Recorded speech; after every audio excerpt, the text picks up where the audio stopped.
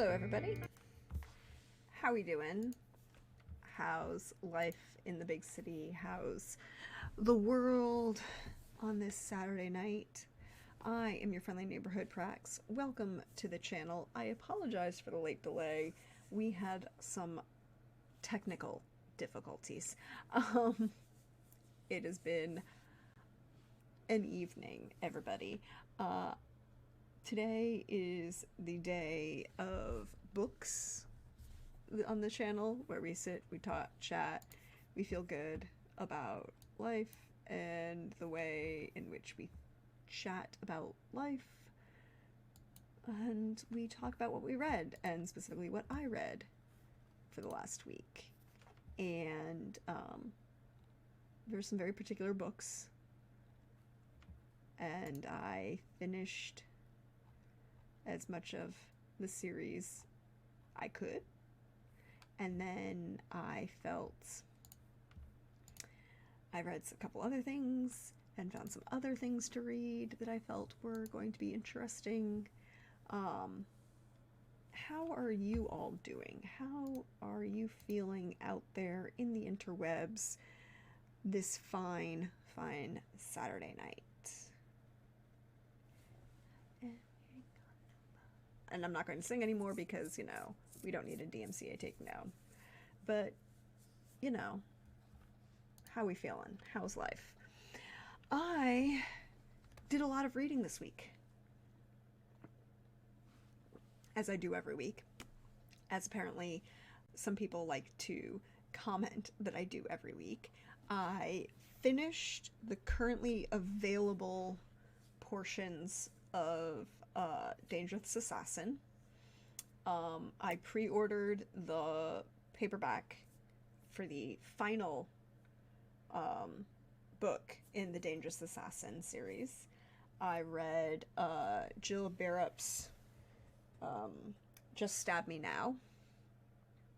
Of course, I have to turn around and look at the pile of books, which is right here next to me, and determine what the name of the book is, because that's me. And I found a couple other interesting things in my Barnes & Noble.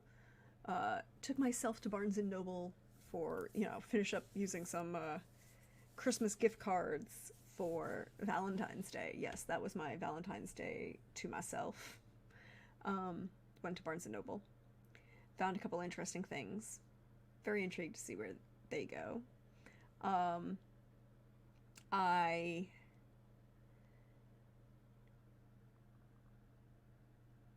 also picked up a couple books from the library. I have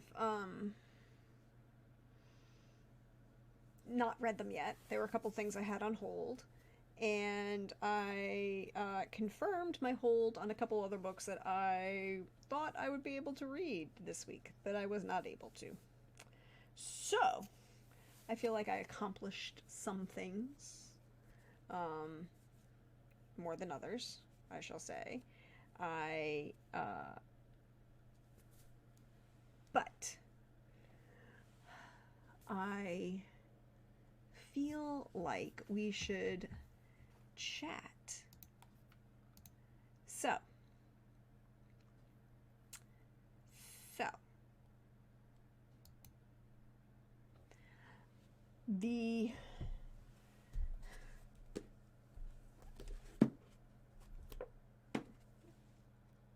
I finished up Dangerous Assassin. Book 1 is over there. I didn't grab it, but I have 2, 3, and 4 here.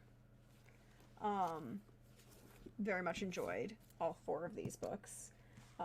You can see 1, 2, 3, 4. Outlaw, which I read for last week, and then Traitor, and then Sorceress.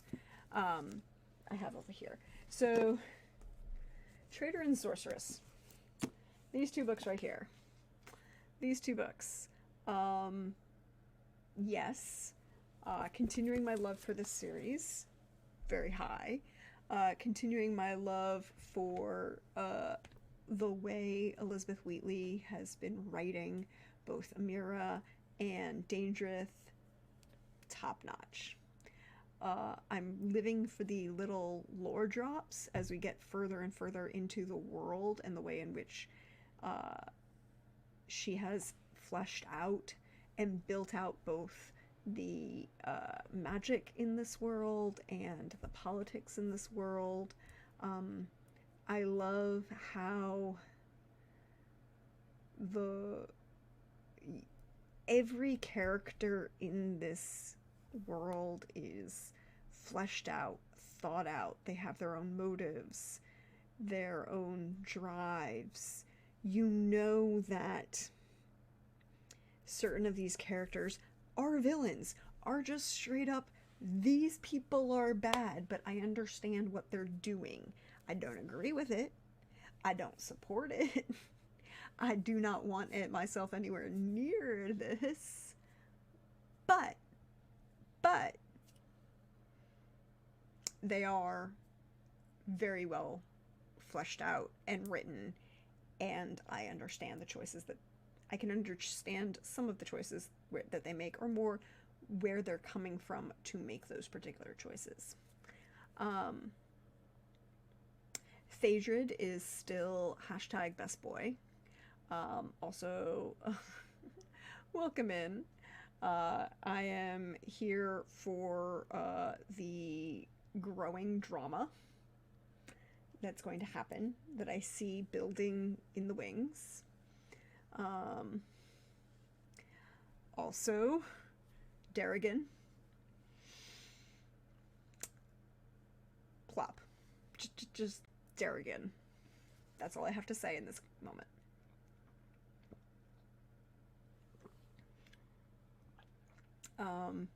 I also am here for the portrayal of disability that is Phaedrid, and how he deals with his disability in both realistic and understandable ways. That there is no giant magic hand wave solution to his problems. That he has to deal with his, like, there isn't, we've met the sorceresses, like, we've met the magical powerhouses in this world, and there isn't just a magical hand wave, oh, we're going to cure his physical disability. No, that's not just a thing that happens. He's still a badass. He can still fight. He can, as he's, and the fact of his physical disability has a true impact on the plot and things and choices that both he and other characters like Dangerith and Amira have to make in the moment to acknowledge the fact that he is. Thank you for that resub, Pope.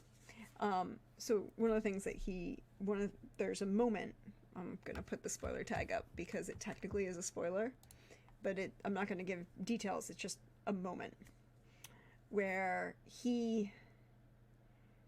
there's a battle over rough terrain, and they're going to try and sneak into a place with a pitched slope, which the people that they're sneaking with are going to have a hard enough time sneaking into. And Phaedrid has to acknowledge, yeah, I can't do that. I have to look for another way of doing this because I physically cannot do that. And that's an important moment, right? Like, you see that the character is limited by his physical disability, but it doesn't harm the character's portrayal, which I feel is important. And there is a lot of moment, and this is why I'm leaving the spoiler tag up, because this is actually a spoiler. There's a moment where Phaedrid meets the sorceresses, and one of the sorceresses says, oh, well, if I had met you, like, when you were first injured, maybe we could have done something, but even now, if we rebroke all of your bones, it still wouldn't do anything. And you're like, there's a moment where this character, who didn't even know that this was a possibility and was never dreaming of this being a possibility, has to acknowledge this and then feel the loss of this possible hope that isn't really even there. And you're like, that is brilliant and brilliantly well done. And I have so much respect for her for doing this. And I feel that she did a fabulous job of portraying this in a sympathetic manner and in a realistic manner. I also still have a massive, massive love for Amira. Girlfriend is like, oh wait, there are a shit ton of people who are doing bad things, and I don't have to give a shit anymore. I'm gonna murderize the fuck out of them and not feel guilty about it at all. Oh, I'm sorry, Dangerith, you're about to see your fiance slash future wife slash love interest go on a murder spree. Like, much with the killing. And he's just like, yeah, that's hot. That's my girlfriend. Yay. I'm like, okay, I am here for it. I am here for the portrayals. I am here for the,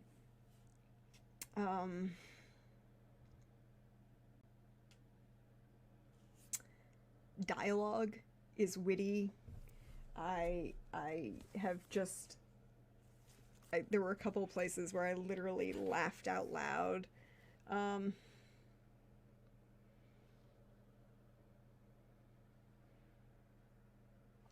Like, this line. Thaedred. Damn it, Thaedred panted, leaning against the earthwork. Trying to get yourself killed? He's talking to Dangerith, by the way. They have Rissiart. Hold on, Thaedred said. Where's Amira? Dangerith demanded. He and the knight were alone behind the barrow.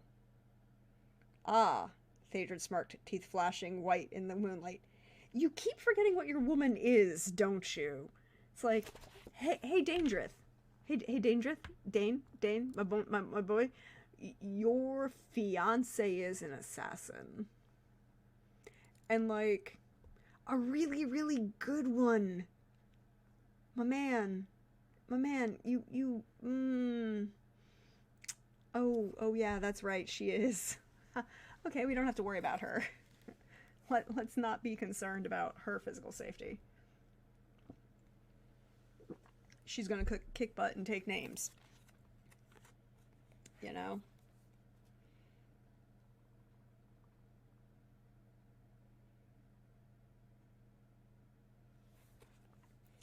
Also, this line. This line was straight up one of my favorites. Amira pulled down her skirt with one hand before setting to unbuckling the weapons on the dying man. She scowled at Thaedred, even though he couldn't see it in the dark. Oh wait, I should put this back up. It worked, didn't it? Only because I was there to keep him from making you one-eyed. Dagger or sword?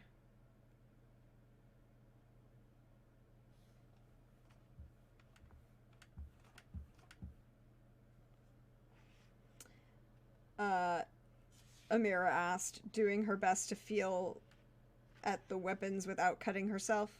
Sword, Thaedred scoffed. Honestly, I'm not sure why you had to ask. Thaedred looked at the length of the blade. Not quite what I'm used to. His is smaller than mine. Because, yes, Thaedred continue to make dick jorks.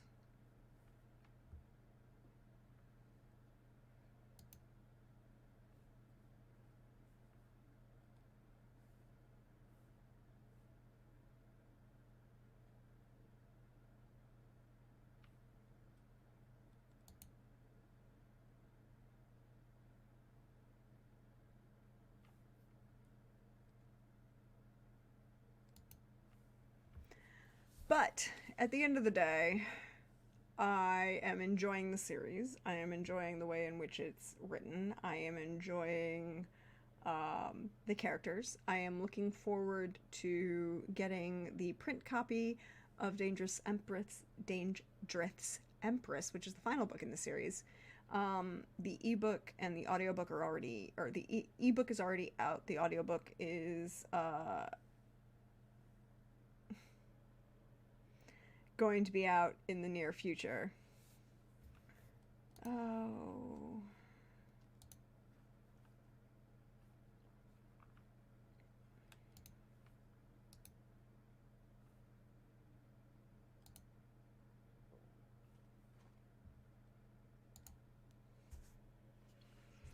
And I am looking forward to it.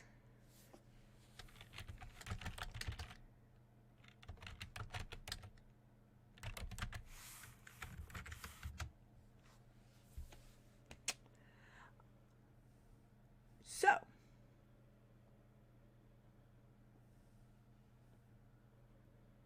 where were we now that we dealt with that small issue?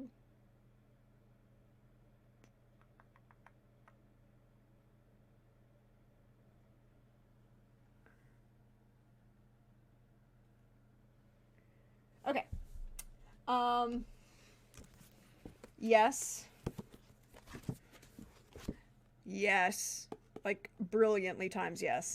Also, just the whole series in general, very much supporting. I also really like the way that they're published. I like that they're, the texture, the feel. Really good series. Really, really supporting. Loving Amira. Loving Dangerous and Phaedrid and the development, character development for all of them. I'm loving the little moments that we get to see of Dangerous and Amira's relationship and how that's growing and changing. Also, really supporting the fact that Amira knows what she wants and has vocal and enthusiastic consent and expresses her desires in the romance in a way that is both healthy and understandable, and also respects Dangerous when he says, there are reasons why maybe we shouldn't do this yet. And the fact that respect and consent goes both ways, and that both parties are having healthy dialogue about their relationship and the physical expression of their relationship. 100%. Here for it. 110%. One of those things that you don't frequently get to see a lot of. And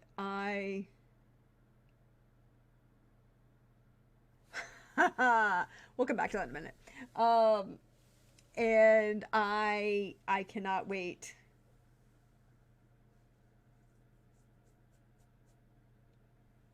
Now I know it's a fantasy book. Look. Crit. It's not a spoiler to say that, because it's in the blurb of the back of the book, back of the first book, that Dangerous and Amira are both suffering from two different curses, and those curses have massive impacts on their way in which they can deal with things, particularly things like consent and their own bodily autonomy. And for different reasons, and within these different curses, they both suffer from a lack of bodily autonomy, and how they choose to express that within their own relationship. Like, all of this, just all of this support. So I am looking forward to finishing this. Will definitely appreciating, and I will say that Phaedrid is still best boy, and one of the things I do appreciate is the confirmation that Elizabeth Wheatley has given us that Phaedrid will not end up dead. That she didn't say that she wouldn't end up hurting him, but that he won't end up dead. So I'll take that as a win. Okay. Exactly. Like, when the friend, sidekick, comic relief ends up dead. Hey, Hawkeye, welcome in, Raiders. Hope you can have a good time. And I just, oh, thank you. Um, so, so what was I saying? Oh, so, um, the fact that the comic relief friend side character has been confirmed by the author not to die, but she hasn't confirmed anything else, I will accept. I will accept. Also, just still in my emotions for Darrigan. And until people get to that point in the book, I'm not going to say anything more. I'm just going to say Darrigan and have all of the feels about Darrigan. But shifting gears, because Coldrake mentioned that he is currently reading one of my favorite books of all time, which is David Weber's Oath of Swords, I need to ask what he thought of Oath of Swords, because it is legitimately one of my favorite books of all time.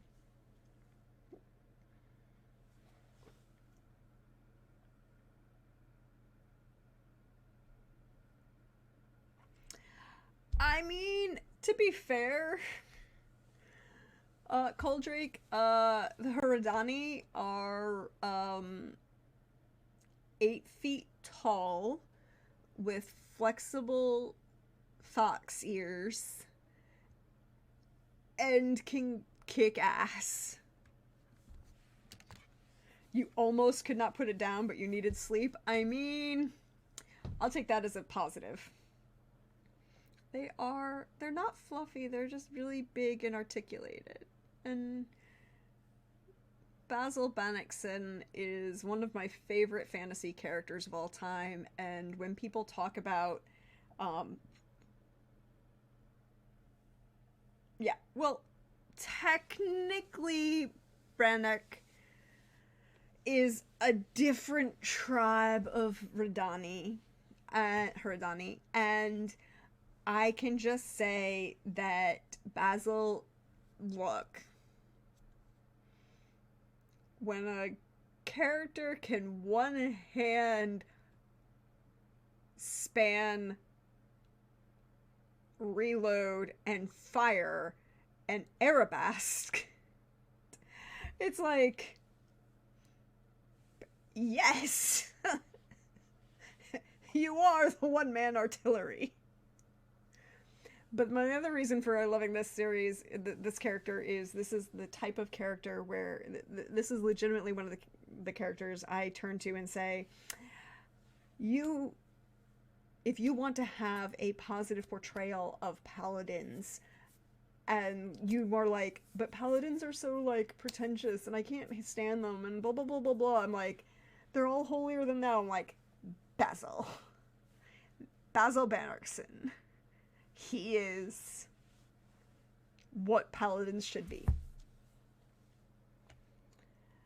Look, Lysander, for those of us who have waited years and years for those books to be released.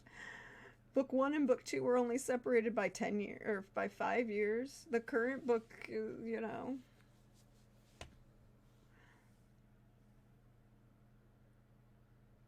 Oh, Coldrake, you are so lucky that you don't have to wait. We are all...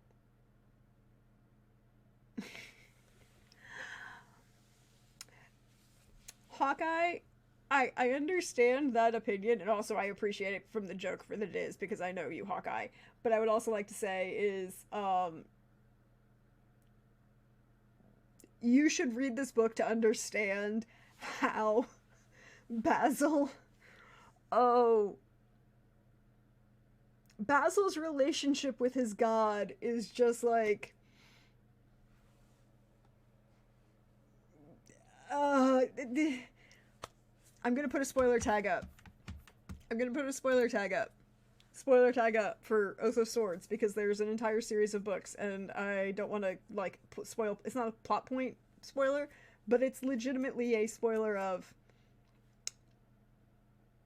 other people, when the god manifests in front of you and is like, hi, do the thing, and Basil's like, bet. And you're like, what? And then he's like, I'm gonna be polite to you, but I'm not gonna fall to my knees in prostration because you don't want that. You're the god of war. You want me to be like, Basil is, excuse me, Basil is just a good person, and you want him to continue to be a good person, and then you realize how rare he is as a good person, and you're just like, please more. And Coldrake is correct. Also, look up the word stubborn in the dictionary, and there is a picture of Basil Bannockson there.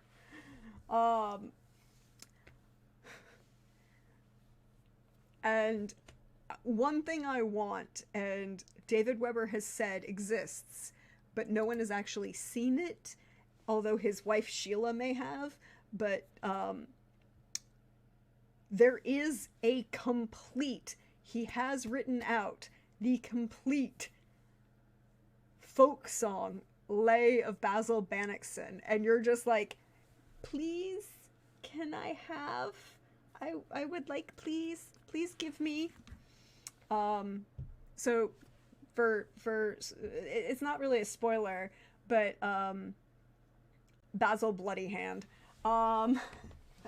yay, Basil Bloody Hand, the lay of Basil Bloody Hand.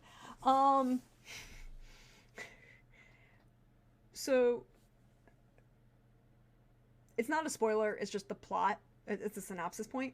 So Basil is the main character, and in the first 2 pages, he overhears a sexual assault, and he is the prince, although the youngest prince of a principality, and is in this other principality as a war hostage, so to kind of, because both of these 2 principalities were at war, and now they're in the middle of peace negotiations, and so they've exchanged hostages to encourage this. So Basil overhears a sexual assault and rape, and there's a moment where he has to stop, because if he does anything, right, like if he does anything to intervene, he can literally throw these 2 principalities back into war. And he's like, yes, I acknowledge this is a problem. Yes, I acknowledge that this is a thing that might happen. But this is wrong, and I will kick the ass of the guy. I will intervene because that is the right thing for me to do. And that's what he does. And the rest of the series is the fallout of this man making the right choice. And that's why when I was teaching high school, this was a book I would put in the hand of every teenage boy I ever came across, because it was you can have a legitimate moral dilemma, but at the end of the day, you need to make the right decision. And the right decision in this case is to intervene. Yeah, exactly. And as Coldrake says, and as simple as this intro to the character is, he basically lets his good nature leave a swath of chaos in his, and so his best friend, so he goes on the run, basically. He violates the hostage right, he intervenes in the sexual assault, who actually ends up, the person committing the sexual assault is the prince of the principality that he is currently in, right, like his mortal enemies. And he does a murder. Spoiler alert for the first 3 pages of the book, he does a hella murder on this guy. And and he does a hella murder and gets the girl who is actually a servant, right? Like, this is not even just, this is a moment of like, this Basil is legitimately a good person, because even though he has to stop and think through the moral issue of literally what he's about to do will cause his country and this place that this other country to go to war, right? Like, this will happen. He knows this. He still does it anyway, and then he sends the girl that he rescues to his parents and is like, hi, by the way, can you take care of her? Thanks, please. But he goes on the run to kind of try and mitigate the situation. His best friend is what among the Radani people, and there's a whole like history of 12,000 years of tension and all of these things that are going on, and all of these plot points in history and lore that's built up in this world that's so juicy that you get throughout the entire series. But his best friend, who is a foot shorter than he is, so he's only like almost 7 feet tall. He's 6'6", I guess. And you're like, he's the shortest Radani that anybody meets, but he is 6'6". And you're like, oh. But Bandark is the friend, and he is as close as the Radani people have gotten to a bard. Like, he studies, he reads, he finds as many books as he can, but everyone in the nearby area, even Basil, who is his best friend, is like, yo, you can't carry a tune in a bucket. Like, he can't sing. And as he claims himself, even his best friend acknowledges that his verse is at best doggerel. So Bandark, his best piece of music that he has ever written is called Lay of Basil Bloody Hand, which is a folk song about Basil. And you're like, it is the most popular song there is. Everybody loves it. It's witty, it's repeated. There are apparently 18 verses of this thing, and you're like... And periodically through the books, you'll get, like, another little section of it. And you're like, I just want the whole thing. Can I have the whole thing? And the whole joke is that Basil is a morally upright person, but you know, sometimes he's just gotta hit a bitch and break his and bloody his knuckles. And that's literally what happens. And Basil is so annoyed because they'll go somewhere and he's trying to be subtle and like not let anybody know that he's this paladin champion of the gods walking through town.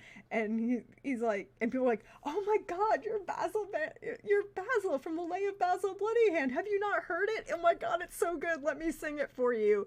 And he's like, motherfucker, what did you do?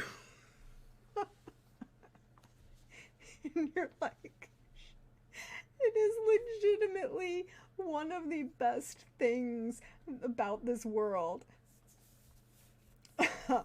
Look, people look at him, Coldrake's like semi-furry,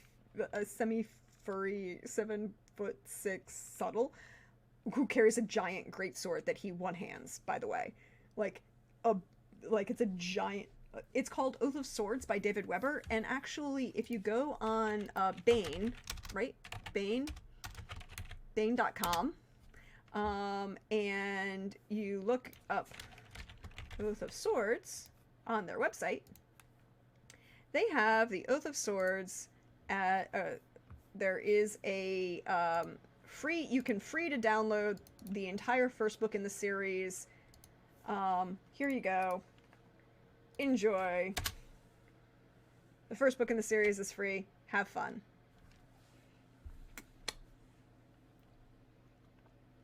I don't know the rest of the series. Is there any of the others? I think all of the others in the series are, you have to buy.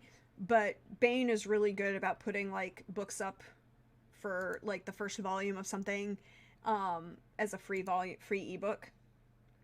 I think there's an audio version as well. I don't know if it's free as... You could probably find it, though. Bane is really, really good. I mean... one of the things So when I would go to, Dragon Con every year, you would go and you would hang out... One of the things I would make sure to do every single year is go to the Bane traveling show. And I would get so many books for free because I would go to the traveling show. I mean, and I felt bad because every year I went, that David Weber came, I would make sure to bring books so that David Weber signed them. But David Weber is like, that man is the most accident-prone author I have ever met. Like, legitimately, there was a time I was like, oh, there's going to be a new book that's going to be coming out. Oh no, the book is going to be delayed. Like, David Weber legitimately has been like there's been periods of time when he continues to write, and he's got like 4 different series he's writing at all times.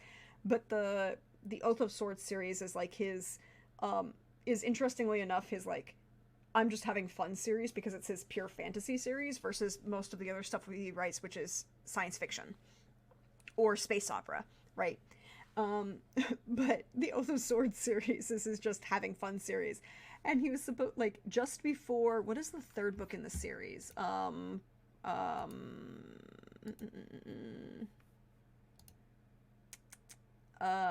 Windrider's Oath. Just before Windrider's Oath came out, I was at Dragon Con, and it had been announced in the book. I had actually gotten a version of it for whatever, and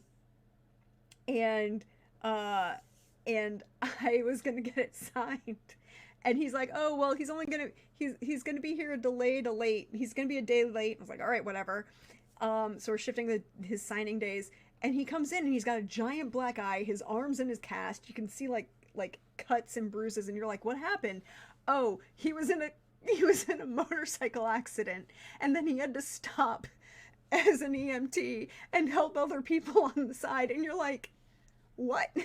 And then the following year, his wife was like, comes out the day before the signing and is like, you're going to see that David has a giant black eye. This is because he decided to clean the gutters himself the day before this we left for Dragon Con. I told him not to do that, but he did it anyway. So you now have my permission as his wife to make fun of his black eye for that. And you're just like, okay, sure. No, Windrider's Oath, and then War Maid's Choice and Sword of the South are the last 2, but Sword of the South didn't come out until like 2015, and War Maid's Choice,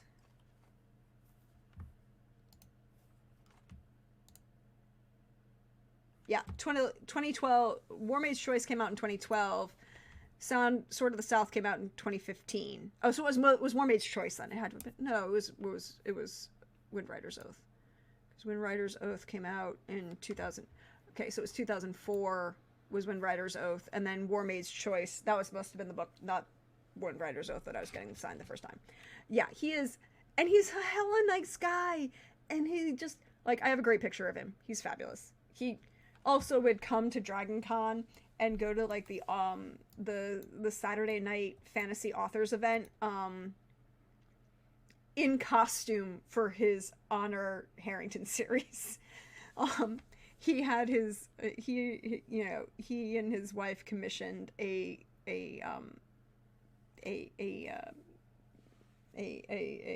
sewist who makes cosplays to make him a cosplay of the uniform for the Honor Harrington series.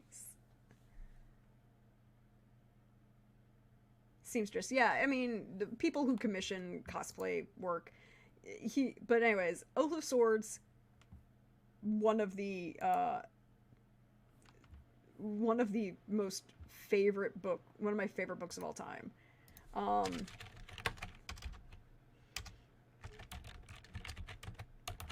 So, like, for example,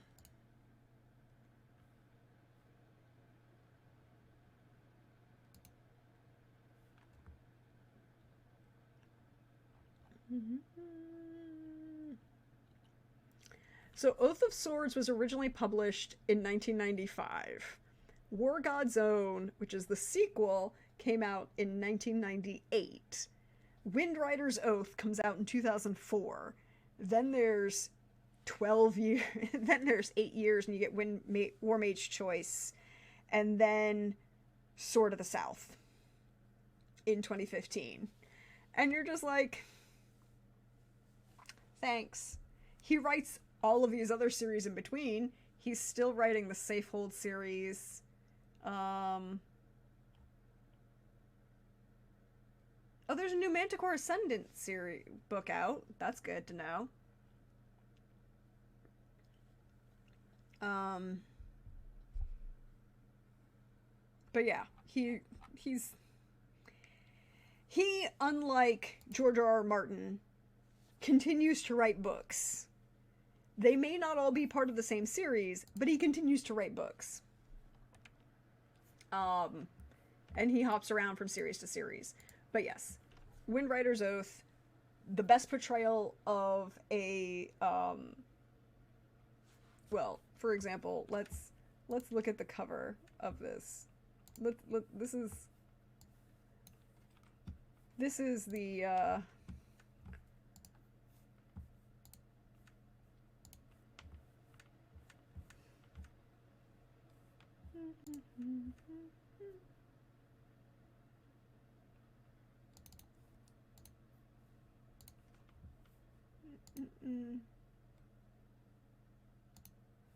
so this is the cover of of Oath of Swords.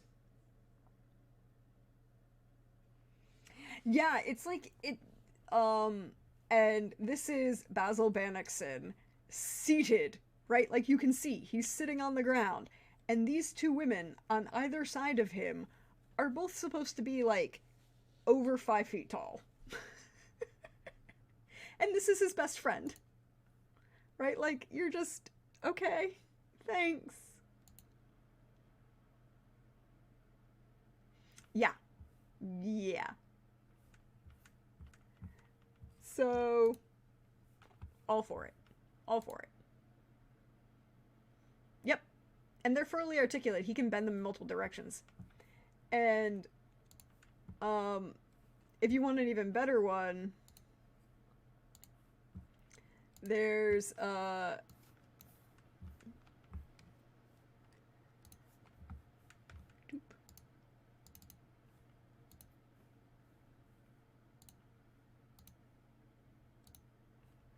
this is the cover to the second book, War God's Own. Okay, this dude is 6 feet tall. This is Brandark. He's the 6'6". Oh, and here's Basil, having fun, fighting against a woman who dual wields, swords. And she is like 5'5". And is like at his chest. And you're like, okay. Also, she is one of my favorite characters of all time. Just saying. Just saying.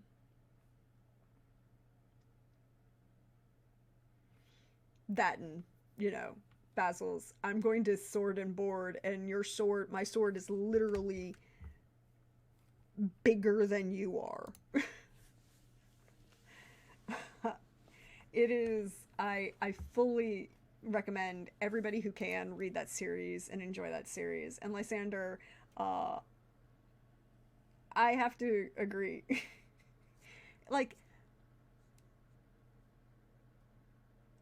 I acknowledge my appreciation for deadly women characters. I want more of them. Basil is my second favorite character.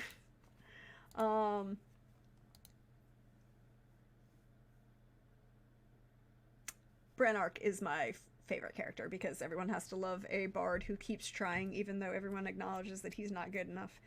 Also, I want you to understand that for all of you who get to read this series now, you are so fucking lucky because you will not have the problem that I had when you come to Windrider's Oath. Lysander, did you not...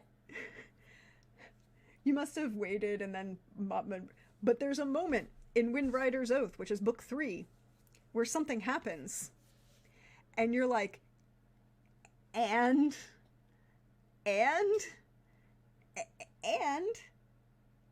You have to... And did not get an answer on the... And... Until book 4, which is War Maid's Choice. And you're like, that's 8-10 years... I may have annoyed David Weber. at Dragon Con by being like, can we please find out the answer to the thing? And I'm going to put the spoiler back up because, no, I'm not going to put the spoiler up because it's a major spoiler. But for those of us, Lysander knows what I'm talking about. There is a moment. You know how in D&D when you say never split the party? In Windrider's Oath, they split the party. They split the party, right? Like they split the party multiple ways, and you're just like,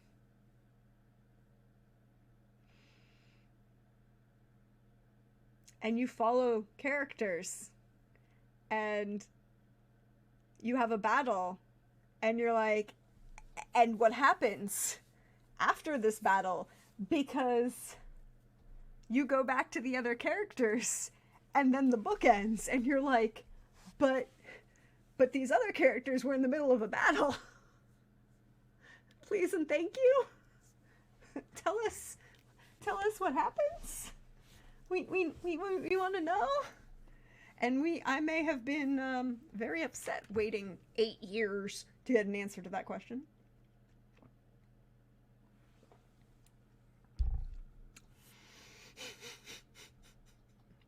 Lysander knows what I'm talking about.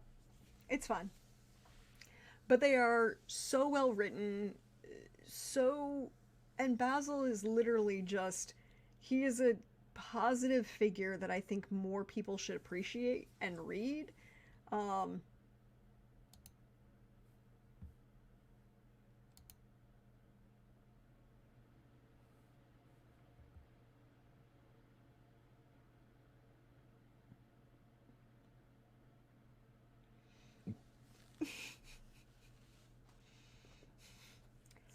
And Coldrake says, holds up sewing sample, patience is a virtue, and this is where I prove my age and say, quote, Rick O'Connell, not right now it isn't. And I was patient. I was 8 years patient.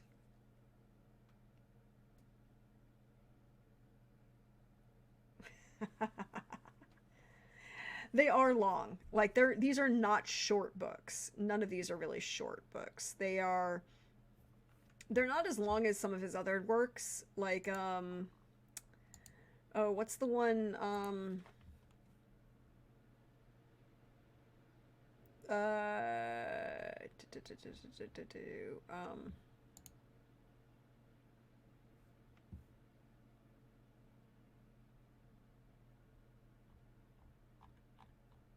the March to the Sea books. March to the Sea books take forever, but they're great.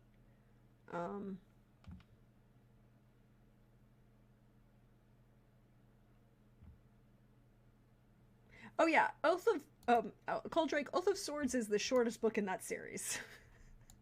By a lot. I think we go for, like, because Oath is published originally as a paperback. Like, I've never seen it published as a hardcover, but only ever seen it as a paperback, like an actual, like, traditional paperback. And then War God's Own, which is book 2, is about 150, almost 200 pages longer. But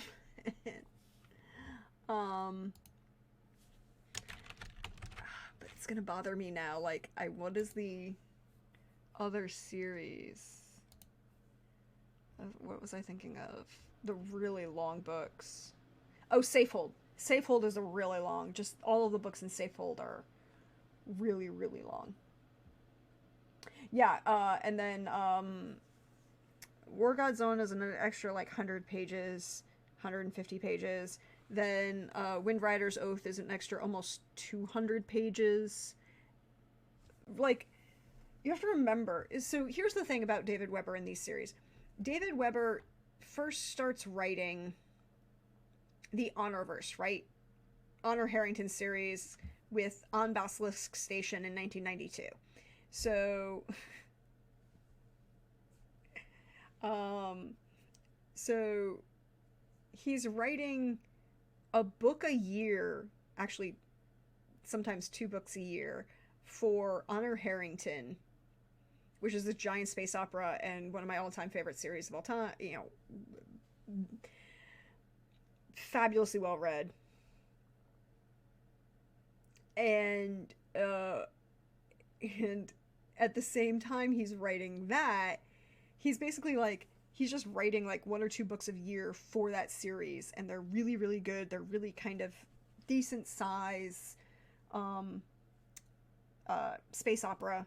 And then periodically he'd just drop Oath of Swords, right? Like, you'd be like, Oath of Swords, and then War God's Own, and you'd just be like, oh, this is literally just his side series that he's doing whenever he feels like, I feel like writing fantasy, as almost as like a palate cleanser or a break from his giant space opera series. Oh yeah, if you can download on Basilisk Station, because Honor Harrington, I should put that link in the chat too.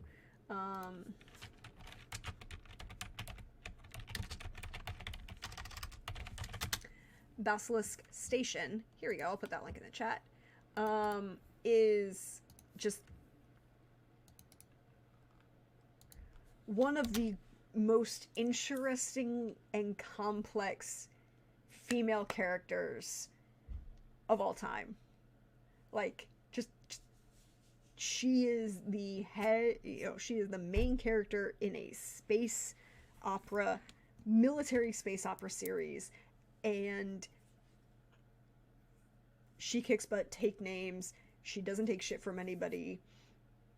She ends up part of a very complex polyamorous relationship with an almost and seemingly immortal character. It gets complicated. Oh yeah, and there are telepathically intelligent sapient cats who who are an alien species and can bond with people. Just throwing that out there.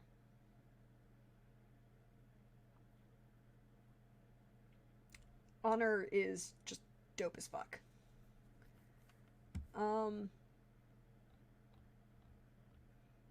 Yes, the cats are the real stars.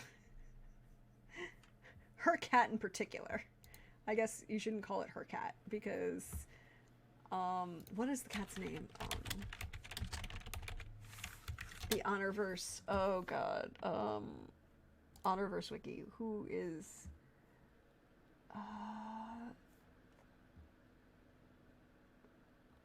who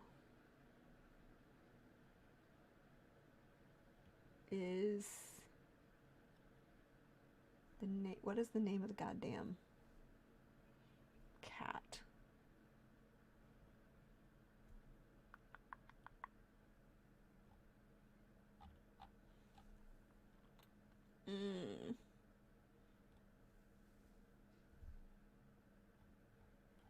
Oh, by the way, like, this is my pet Honor. Yeah, like, that's not when I tell you that this author is in-depth and in character and complex, you can go on the wiki for the Honor Harrington verse and look up all of Honor's military career, from all of it, including all of the different service medal ribbons like you see on like modern American military ribbons that what we call fruit salad or whatever, that you wear here. David Weber went through and created, like, actually drew out all of what these medals would look like as ribbons.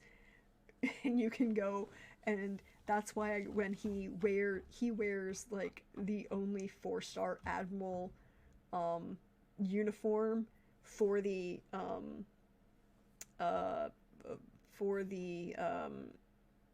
Manticore and Navy, Royal Manticore and Navy, that exists. And that's why he commissioned. He is like so freaking awesome. But characters. What is the name of the goddamn cat? Oh, god damn it. Honor Harrington's cat. What's the name? Oh, the tree cat. Okay. We don't. Yes.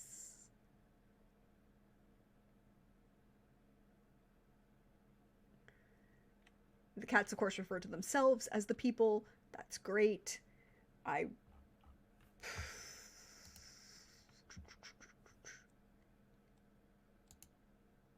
Nimitz! Nimitz, known as Life's. Nimitz is the name that Honor uses, but the name that Nimitz has among the people, which are the tree cats, which is Laugh Sprightly, is a male tree cat who bonded with Honor when she was 12 years old and he was about 50 years old, and they were steadfast companions ever since. And like, he is 65 centimeters long as an adult, not counting his tail, and weighed about 9 kilograms. He's cream and gray colored and has bright green grass eyes. He accompanied Honor to the Naval Academy, and then during her subsequent naval career helped develop an especially intense bond, which allowed them to share images and even small clips of live eye sight. Like, Nimitz is by and large one of my favorite characters of all time. Like, this line in the wiki. Like all tree cats, Nimitz loved celery. He was an avid frisbee player, and he was passably accurate throwing tennis balls at swimming humans. On at least one occasion, he was notably less successful in dodging return fire. Like most tree cats, he was less than fond of swimming and getting wet, causing a long-running difference with Honor, who enjoyed swimming and did so for both exercise and enjoyment. Also, like most tree cats who encountered human children, he enjoyed playing frisbee keep-away and catch the cat in his case. The Mayhew children were frequent participants. Honor came to affectionately call him Stinker, largely because of his mischievous prank-prone nature.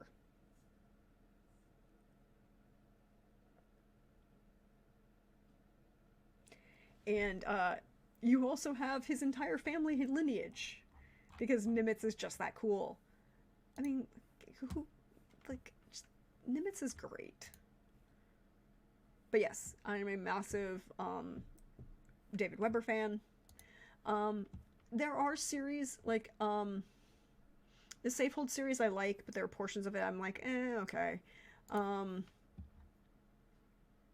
The Empire of Man series, which is March Up Country, March to the Sea, March to the Stars, and We Few. I've read them all. I'm not as huge a fan of them all. Like, one or two of them, like, I was not a big fan of March to the Sea. I didn't like the beginning of March Up Country, but I did like the end, and I loved We Few. The Dalhawk series, which is Mutineer's Moon, The Armageddon Inheritance, and that's really good. I enjoyed that series. Welcome in, Jim.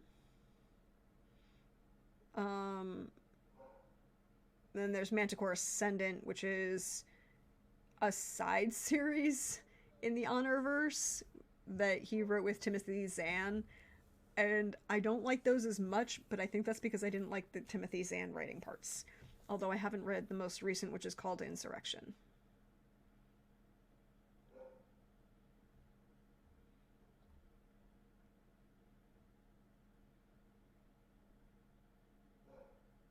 Yeah, I like David Drake too, but David Weber is honestly my favorite, and I honestly prefer him much more. So, now that we've had an entire tangent about one of my favorite authors of all time, good luck on prep, Jim. So, yes, shifting gears, yes, to Dangerous Assassin. All good, very much appreciated. The other book I read this week was Just Stab Me No by Jill Barrett. This, as I kind of explained to people last week, is You're Nothing Without Me in a book form. And the difference is instead of being a male writer with a hard-boiled detective character, it's a female writer with a female romance heroine character. Also, I am here for the fact the way that this is written, the author keeps periodically interacting with all of the characters and not just the main character, which is great. Also, the witty repartee is hilarious, and the when your main character is judging your plot holes in a snarky fashion, and the author's line is, look, it's just bullet points. I'm working on it. I'll flush it out in the later drafts. Or the author points out, as like, I am, or the female main character is like, I'm being sent to this foreign country that we're at war with to try and help negotiate the peace, and I'm a noble woman. I don't have like an attendant or like bodyguards. You're only sending me with this one guard. This doesn't make any sense. Why are you doing this? And the author's like, it doesn't fit the trope if you have too many people. You need to have the grumpy personal guard who's, you know, so you can obviously fall in love. This is the way this works. You need to hit all the trope buttons, and we can't do that if you have too many people with you. Or the line for the hot childhood friend character who's like, what was the actual line that they said? Oh, here it is. Robin decided to say nothing, though in a book not written by Caroline, he might have had more words to choose from. The author had some bizarre ideas about what he should be doing, including pining over his widowed best friend, apparently, and he wasn't sure what to make of it yet. He had a feeling he would have fit in better in the merchant sailor / nobleman romance for which she'd originally created him, but the author's word was law. At least, most of the time. Like, just, the snark in this is so good. I loved the romance that builds between all the the characters that are building. I appreciate the way in which it's written.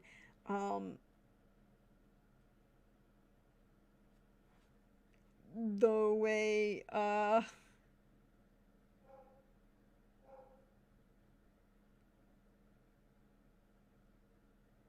these two characters, who are, one of whom is supposed to be like this fictionalized Regency period, like fictionalized historical romance, and the main character and the author, who is just like, you know, the author character in modern day, are dealing with the differing societal norms, differing expectations, the cultural norms, the way in which these characters are supposed to, you know, like the expectations on both of these characters. And like Caroline, who's the author, has this moment of like, well, you know, you're allowed to experience your emotions and vent, and the Rosamund, who is the heroine, is like, not right now, I'm not. We're gonna deal with this, and then I can have emotions. It's like, it's very well done. It was very witty. I really think it was a really good read. Also really appreciate Jill Barrett's writing style, the prose, occasionally interjected with little moments of text bubbles from Caroline, who's the author, to Henry, who is her editor, and just like the conversations that you add in there, the differing balance of needs and how things end up. Also, just the ending of this book.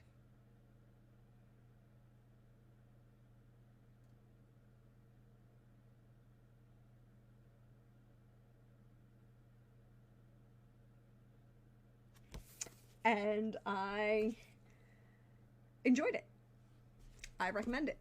I think more people should read it, but I'm not going to say anything more because anything else would be a spoiler. I was sitting here going, is there anything else I could talk about this with that would not be a spoiler? And the answer is no.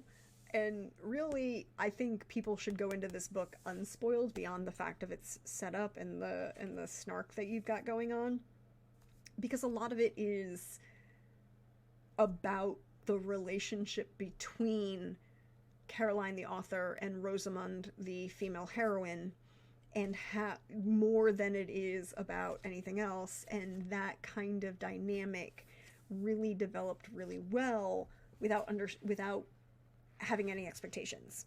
Like, it is based on Jill Barrett's series, which you can actually find on her YouTube channel, where she did a series of shorts about her reluctant fantasy romance heroine, and how she, did a series of shorts about that eventually turned into this book. But there's enough difference between those series of shorts that she did and the plot and the resolution of this book that you could watch those and not feel like you were spoiled for the entire plot of this book.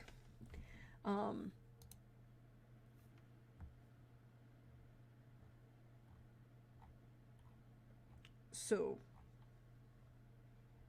I think it's better to just go in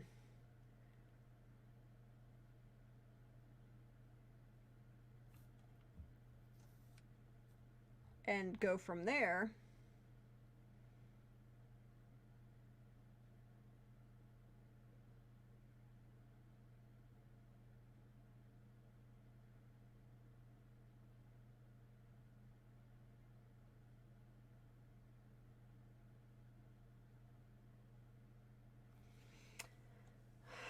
And see where things go. But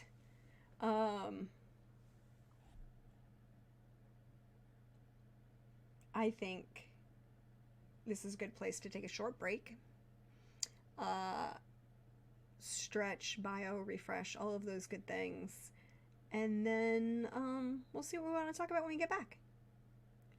Because I have a couple other things I want to talk. Oh, I can talk about we're going to talk about the books that I did get on my trip to Barnes & Noble on Valentine's Day for myself. Because I can... Other people might buy themselves flowers. I buy myself books. Particularly when I have gift cards left lying around.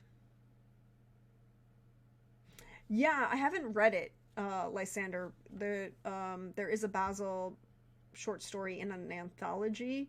I've seen conversations about it, but I've never actually read it.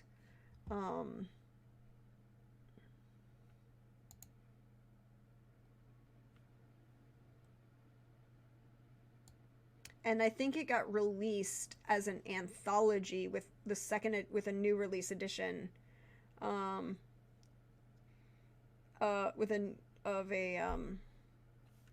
Oath of Swords.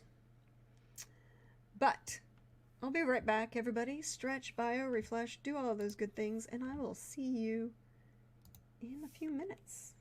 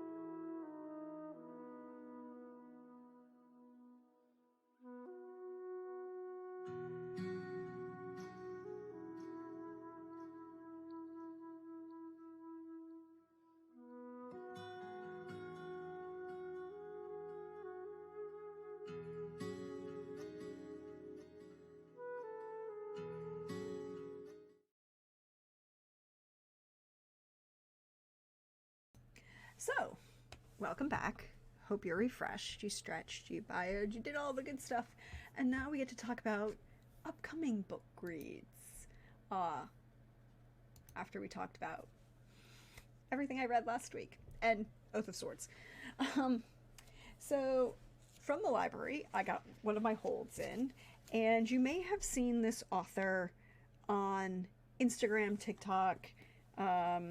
He got kind of famous because his daughter posted a reel about how he had published a book 11 years ago and self-published, and no one bought it, and he was like, hey, can you get a couple people to read it?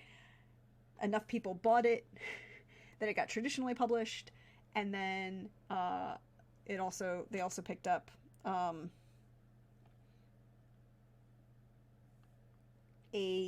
the sequel, and now that is Stone Maidens and Maidens of the Cave by Lloyd Devereaux Richards. They are mystery thriller books, and everything about them, I was just like, oh, this looks really cool. I really want to interest in reading these. So, a serial killer is strangling young women and dumping their lifeless bodies in the steep, forested ravines of southern Indiana.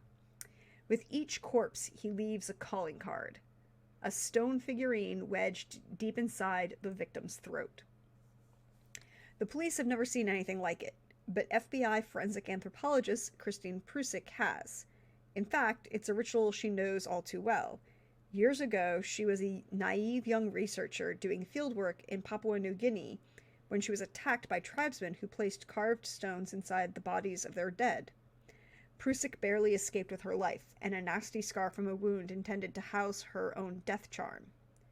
Is it a grisly coincidence, or is someone sending her a message? Now she must find the killer before he finds her, and finally completes the deadly ritual began in a distant jungle so long ago. This is very much a book I've been looking forward to. I freely acknowledge that I turned to my local library and said, hi, you should order these books. So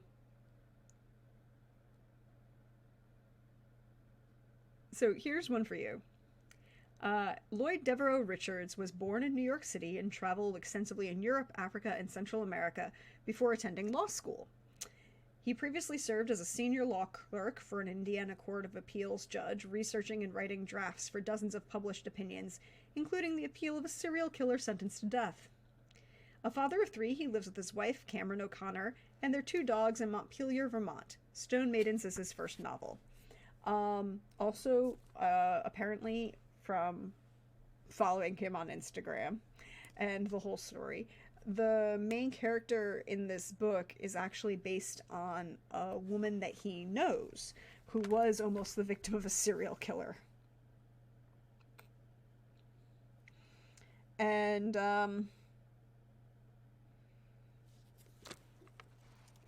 so yeah, I'm looking forward to reading these. I will probably finish both of these next week to go with, hey Boyce, welcome in. We're talking about books. Specifically, the books I'm going to be reading next week, which, because these came in from the library, Stone Maidens, and then the sequel, Maidens of the Cave, which I'm really looking forward to. They're thriller mysteries. I am... oh, good luck from the job applications. I also picked up... I went to Barnes & Noble on the day after Valentine's Day, because I had A, free time, and B, money. Look, you can't call me an author stalker. I'm only in one author's Discord. I just happened to follow a bunch online. So I was in Barnes & Noble, and one of the things I like to do, particularly if I have like gift cards to Barnes & Noble or something, is try and find books that are unique and maybe I'm not going to find in the library or I'm not going to find somewhere else because they're a less well-known author. Encouraging myself to read more. I like reading. I like reading occasionally the popular authors, but sometimes the popular authors just aren't for me. I am not a Sarah J. Maas fan. Not my type of tea. You want to read her? Good for you. Enjoy. You do you. But I like to read broadly. And so I picked up this Hall of Smoke and its sequel, Temple of No God. And I was like, oh, this looks interesting.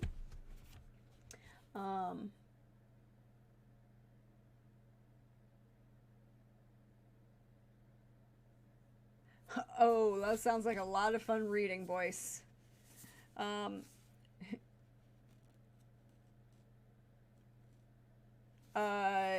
Yes, Hall of Smoke, to air is divine, and then the Temple of No Gods doesn't have a subtitle. And yeah, to air is divine. And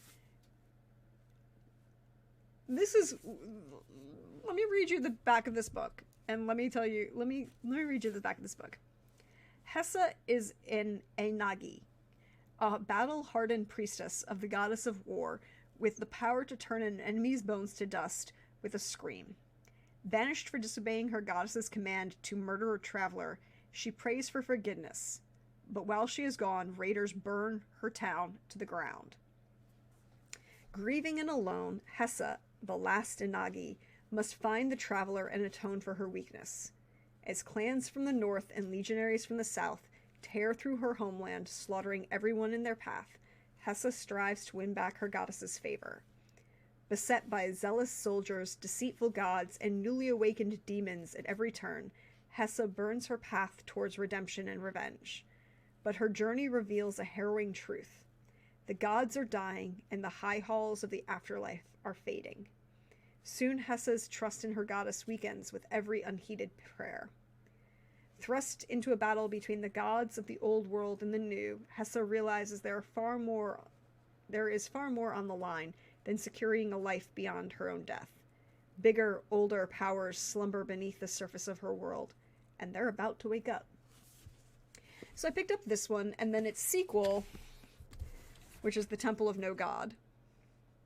And I picked these up, and I was like, okay, the back sounds interesting. And if you've been here before, you know my rule is what I call the first page test, right? Like, I have read so much that I didn't want to read and that I had to continue to read just because I had to finish reading it.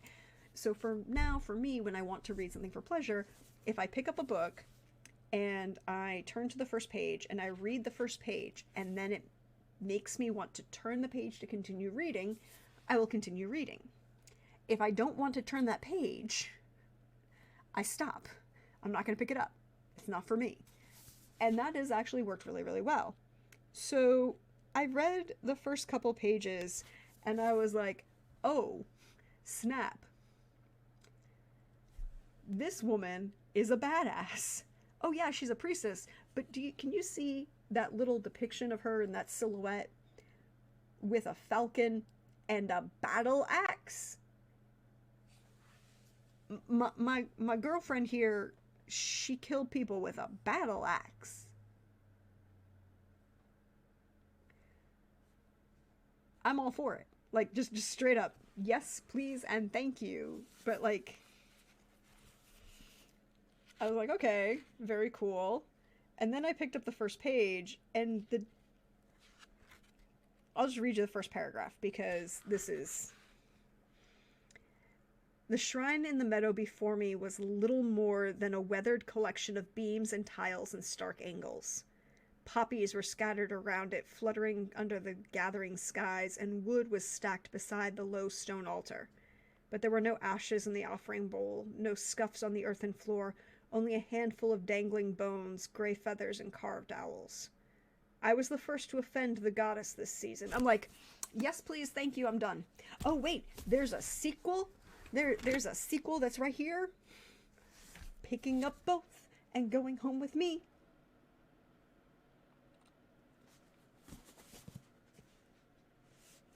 You're not wrong, boys. And then I was like, okay. Also, a 2-page spread map.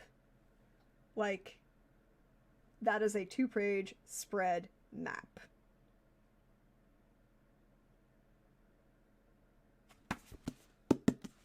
We love a good map. The only comment I have to say, Titan Books. Titan Books is the publisher. Titan Books.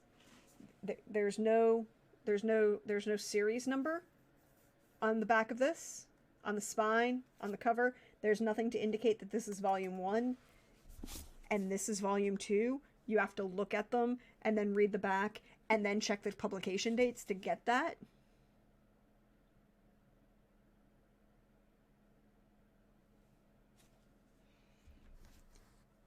You need to number these volumes, publishers. It's not that hard to do. And not for nothing. But can we take a second to appreciate both the giant moth and then the silhouette of our girl with a scythe? And then the little moths coming out of the outside of them. Oh, it's stunning. It's brilliantly stunning. And this is the owl on the front of this one. Just like, oh, you can see the little owl eyes and beak through the word hall and smoke. They're really good cover designs. Brilliant cover designs. Just number them. Just number them. Please and thank you. So, I'm looking forward to reading this. Also, I picked this one up. I picked Temple of No God up first because that's the order that they were on in the shelf, and I was like, "Oh, this will be interesting." And then Then I realized that it was the sequel, but the dedication in this book is legitimately what made me pick up this book and this first volume. But this is the dedication for Marco and Eric, who convinced me to try again. I was like, I need to know more.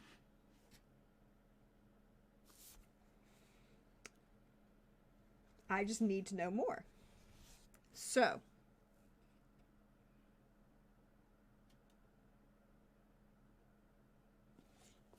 I am going to look forward to reading these two. I'll probably read both of these for next week, or at least I'll read Hall of Smoke because we're also doing the read-along for next week. Don't forget, everybody, we're doing our read-along for next week.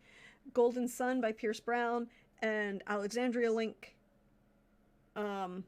which is sequel to, or second volume in the Cotton Malone series by Steve Barry. And then I picked up another book, by an author who I've kind of been following, in the sense that I know that their books exist, and every time I turned around, because I saw like 1 or 2 of them books in Barnes and Noble, but never volume 1, right? Like never volume 1, and they never had volume 1 in this, in the library. So, oh, the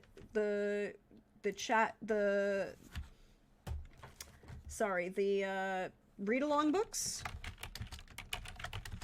are Golden Sun by Pierce Brown, which is the second volume in the Red Rising series, and the Alexandria Link.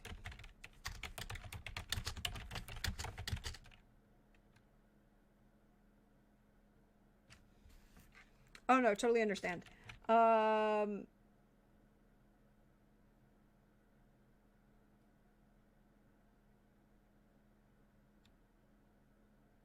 Alexandria Link by Steve Berry. And those are what so we've been doing, for those of you who are new here, hi, welcome in. We have been doing read along every month starting in January. And we did January, we did volume 1. I'm rereading the Red Rising series because because Pierce Brown dropped a new book for that series in December of 2023, and I was like, well, I should reread the rest of the series before I read the new book again. And so we've been doing that. So we read Red Rising for January, and then for February we're reading the sequel, which is Golden Sun. At the same time, we're also reading through Cotton Malone, which is Steve Berry's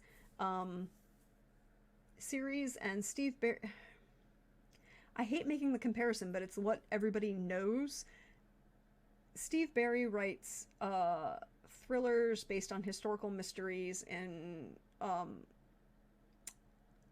like Dan Brown's The Da Vinci Code. Except they're better written, more interesting, better researched, and he goes out of his way to put citations for all of his of where he gets all of his sources for historical questions. I really do enjoy that series. So Alexandria Link. The other book I picked up this week at Barnes & Noble, because I hadn't seen, going back to that point, because every time I turn around I can't find volume 1 of this series, or the series by this author, in either Barnes & Noble or my library, although I have finally managed to get on the hold list for volume 1 by this author. Is by Michelle Sagara, I want to say. The series that I can't find volume 1 for is The Chronicles of Elantra. And that's like, there are a whole bunch of long series. 3, 4, 5, 6, 7, 8, 9, 10, 12, 13, 14, 15, 16. There's 16 books in that series, and I can't find volume 1. And I'm like, I can't read the series without volume 1. And then I was in there, and they had this, The Emperor's Wolves, which technically takes place in the same world, but it's an entirely different separate series with separate characters and separate plot. And I'm like, oh, I can start this. And I was like, okay, let me see what we got going on. So it passed the first page test, which is always, for me, the most important thing, to pick up the rest of the book. And then it's like, oh, wait.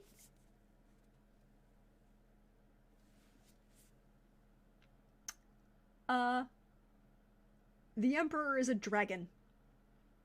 Like a literal dragon. Like an immortal dragon. And I was like, yep. Taking this.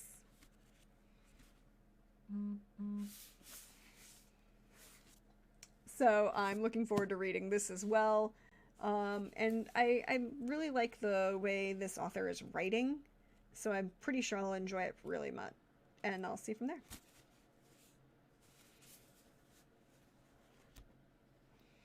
Yes. And like,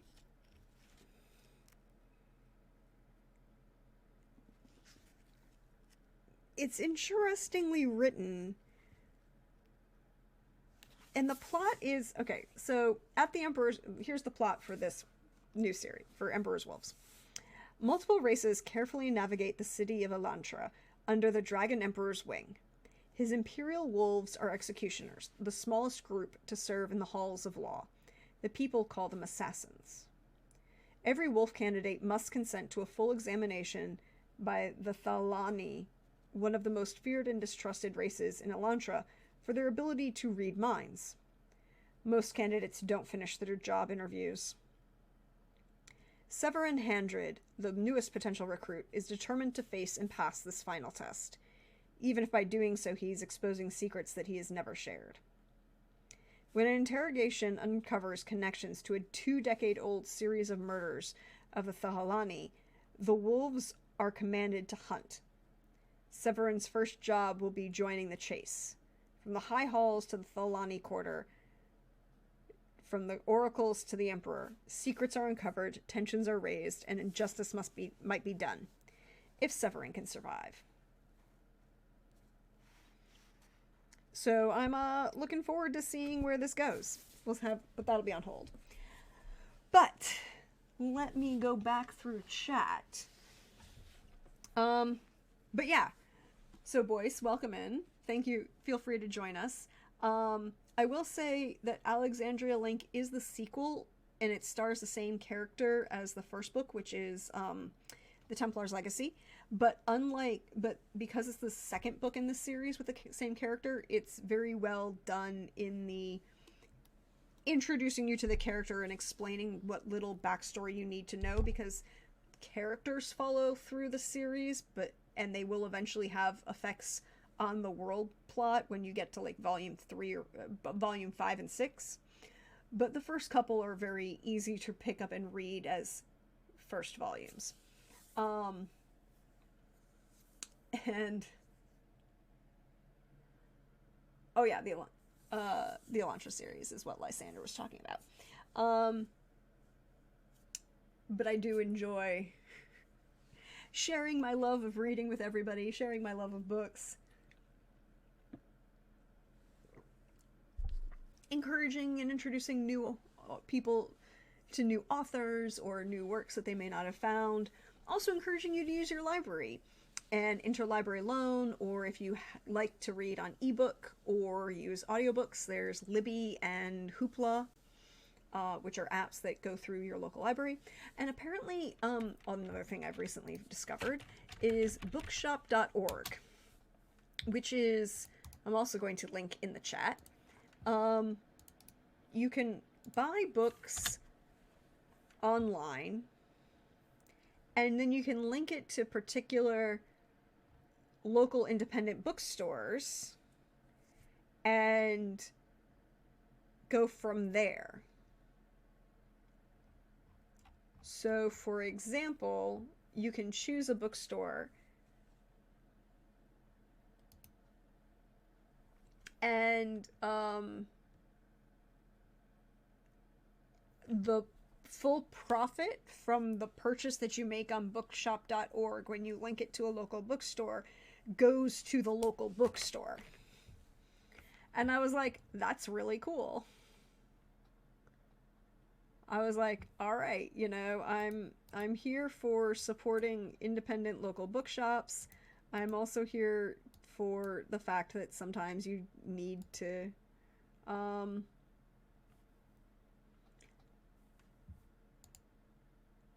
you know, you need to order online, or you have to find the book someplace else because it's just not available to you. And you can then choose the one that's in your local area, but you could also choose a particular one anywhere nationwide, which is really great, I think. And so I'm going to be trying to use a lot more of that, along with, again, supporting your local library, supporting your local secondhand thrift store, Libby and Hoopla if you like audiobooks or digital copies of books. I like to read physically. I struggle with an auditory processing issue, so audiobooks are not the way to go for me. But hey, no judgment on anyone who does read that way. I encourage everyone to engage with as many books as possible, in as many ways you can read them as possible.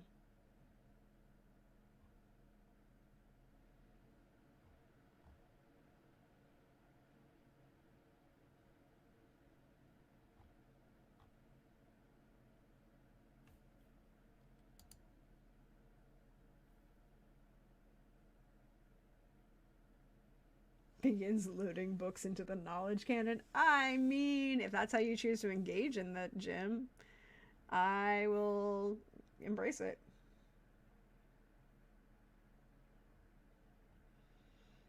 I I honestly struggle to read in that way, or to focus on that. I just can't.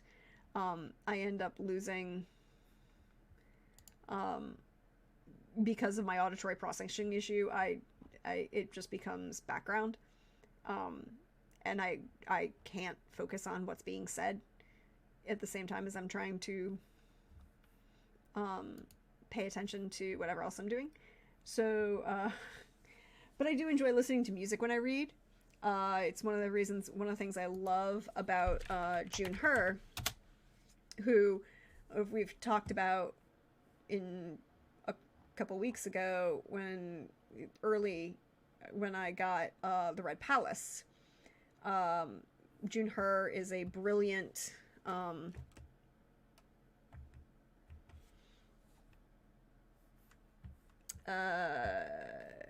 author, Korean author, who writes mysteries, and thrillers, and this is the Red Palace. But what she does is, this is her, she writes historical fiction set in Korea that's kind of technically YA, I guess, but they're really just good. But one of the things I love is she also, for all of the books she's written, she's created a playlist, a Spotify playlist to listen to while you're reading the book, and a Pinterest board, which isn't just like, oh, hi, this is my dream casting for this book, but also stuff like, hi, this is what this particular historical place that I am describing looks like. This is the map of what it was. Hi, this is what a Korean house at the time would have looked like based on different breakdown. And you're like, this is so useful for someone like me, who I watch a lot of K-dramas, but at the same time I don't have like a lot of focus in Korean history. So I don't have the background knowledge to be like, okay, who you're describing certain, you know, depictions, and are very useful in giving definitions and translations and all of these things, all of that. So this is really useful to help with all of that. Now, I'm going to shift gears for a second, because Boyce is asking, speaking of K-dramas, any good ones you recommend? The answer is yes. What do you want? What is your side note, everybody? We're going to talk about K-dramas. Also, if you follow June Her on Instagram, she's getting ready, her next book, which I have pre-ordered already and I cannot wait because it's coming out in May, is A Crane Among Wolves, is the one that comes out in May. And look at this cover. Can we take a second to appreciate that this cover art, like, oh, this is beautiful. 1506, Joseon. The people suffer under the cruel reign of tyrant king Yeonsan, powerless to stop him from commandeering their land for his recreational use, banning and burning books, and kidnapping and horrifically abusing women and girls as his personal playthings. 17-year-old Yesul has lived a sheltered, privileged life despite the kingdom's turmoil. When her older sister, Suyeon, becomes the king's latest prey, Yesul leaves the relative safety of her village, traveling through forbidden territory to reach the capital in hopes of stealing her sister back. But she soon discovers the king's power is absolute, and to challenge his rule is to court certain death. Prince Daeun is lived his whole life in the terrifying shadow of his despicable half-brother, the king. Forced to watch King Yeosan flaunt his predation through executions and rampant abuse of the common folk, Daeun aches to find a way to dethrone his half-brother once and for all. When staging a coup, failure is fatal, and he'll need help to pull it off, but there's no way to know who he can trust. When Isil and Dayun's fates collide, their contempt for each other is transcended only by their mutual hate for the king. Armed with Isil's family connections and Dayun's royal access, they reluctantly join forces to launch the riskiest gamble the kingdom has ever seen. Save her sister, free the people, destroy a tyrant. As she keeps billing this, K-drama as a book. But one of the things about that billing means that she is putting forward a bunch of stuff that is going out to, every time she's on her Instagram, she keeps putting together lists of scenes.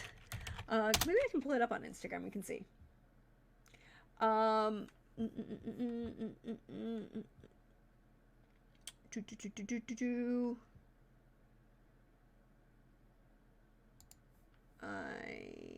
know. Here we go. Okay.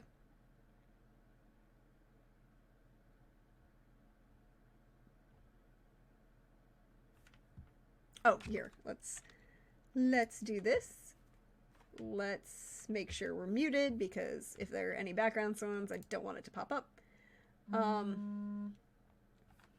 Continuing my my series of favorite yearning moments from historical K-dramas. This one is from 100 Days My Prince, which I have not seen yet, but I have heard good things about. And there's also, she posted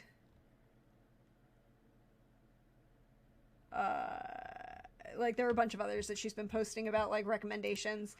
But personally for me, I really liked, I may have 2 weeks ago had 2 days off in a row, and that wasn't necessarily a good thing, but I had 2 days off in a row, so I watched all 30 episodes of Alchemy of Souls, just binged it in 48 hours, and had a lot of feelings at the end, and may have been texting PB at what was 3 o'clock in the morning my time and 2:30 in the morning her time, at 2 o'clock in the morning her time, and being like, I have emotions and you're awake, so you get to listen to me talk about my emotions. One of my other favorite K-dramas that I love to talk about is not historical, but it is one of my favorites, is Mystic Pop-Up Bar. Both of those are on Netflix. Let me see. What other ones do I have in my... What else is on my Netflix K-drama list?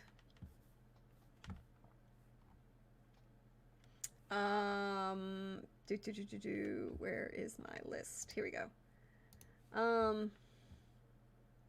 Oh, one of my all-time favorite contemporary K-dramas is where is it? It's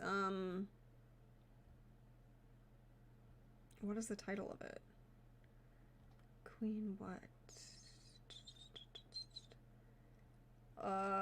Queenmaker. Contemporary, one of my favorite contemporary K-dramas is Queenmaker. Firmly recommend. Side note, hi, we usually talk about just books, but I also have a lot of other things that I really enjoy to talk about. But Queenmaker, go watch that series. It is on Netflix. It is so good, and it is so well done, and it is brilliant because there are so many brilliant roles for women in this series, and women of varying age ranges and depictions, and you're like, yes, please, all of this. And Lysandra, that was the next one I was gonna remember, was the Hotel de Luna. is the other one, is the one you're talking about. Also recommend Hotel de Luna, Alchemy of Souls, Mystic Pop-Up Bar, Queenmaker.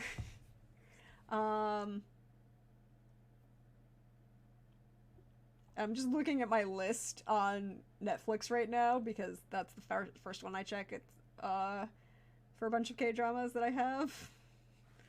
Do do do do do.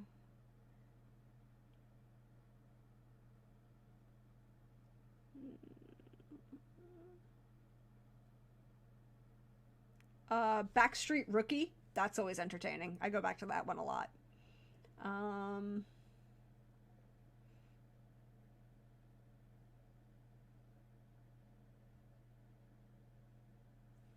Oh, um,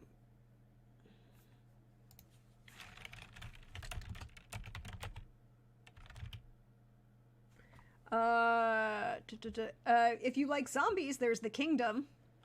Um, just throwing that out there.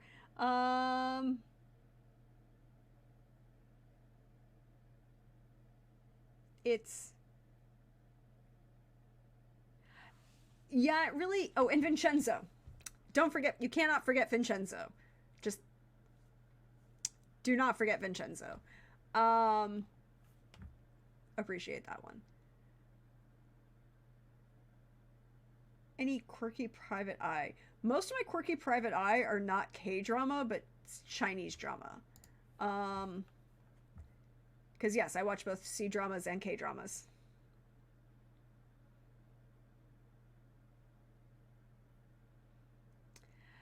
So, boys, Kingdom is so Kingdom is set. What is the actual date? What is the actual timeline on Kingdom? I'm trying to remember. It's Kingdom is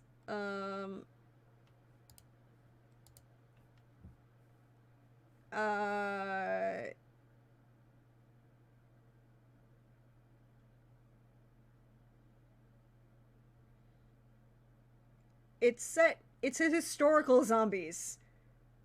Yeah, it's his. Well,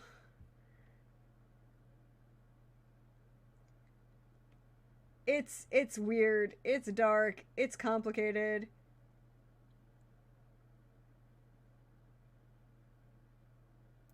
Well, strange rumors about their ill king grip a kingdom. The crown prince becomes their only hope against a mysterious plague that overtakes the land. So, less world politics and more complex nation politics inside a historical period.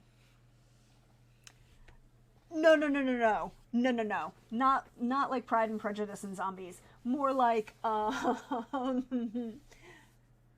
more like The Last of Us. If The Last of Us was set during a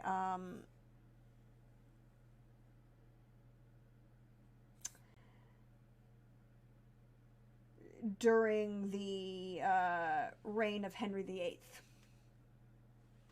Yes, and the Korean leverage was really good. I honestly preferred the Korean version adaptation of Soul Survivor. That one I really liked. Um, uh, there was another one. Look, I've watched a lot of K-dramas, and then there's a lot of stuff that's just like, have I watched that yet? Oh, if you like drama and comedy, there's Mr. Queen. There, like, it really comes down to what you like, because I guarantee you, I can find you what you like. And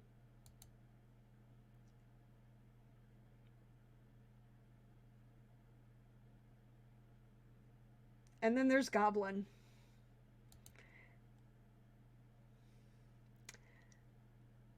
Oh, The King Eternal Monarch, which is great and complicated. What kind of historical do you want? Like, because I got that too.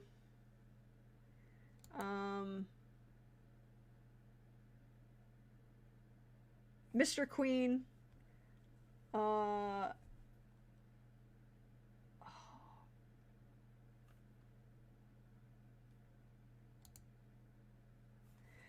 So Mr. Queen, Captivating the King, which is just coming out.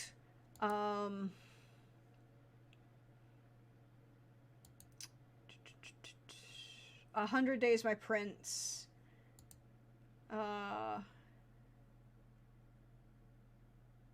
Rookie Historian. That's always... I love that series.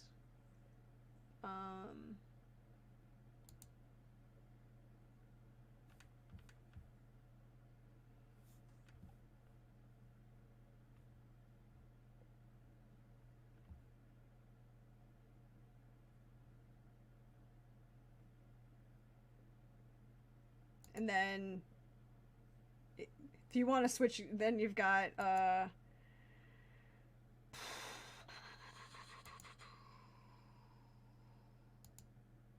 Alchemy of Souls, which isn't technically historical, but it's like a historical fantasy series.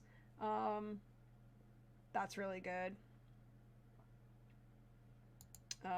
Like I said, I watched all 30 episodes in 2 days. I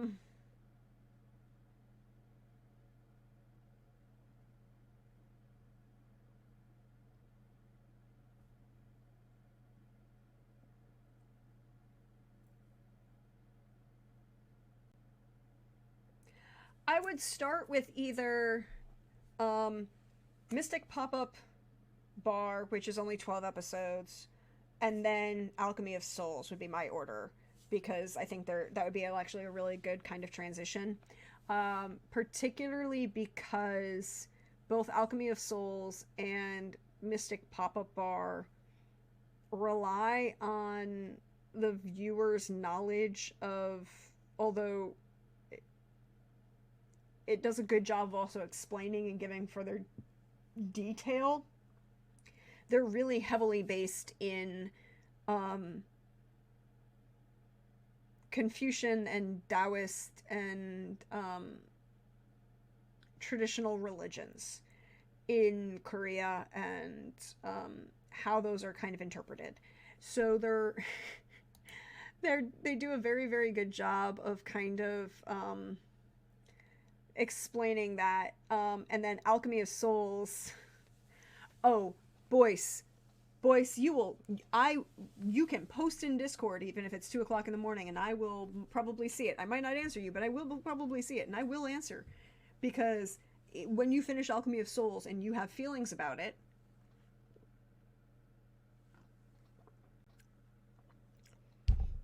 I'm here for you. I'm here to talk about lots of people having lots of feelings about Alchemy of Souls. I'm just saying.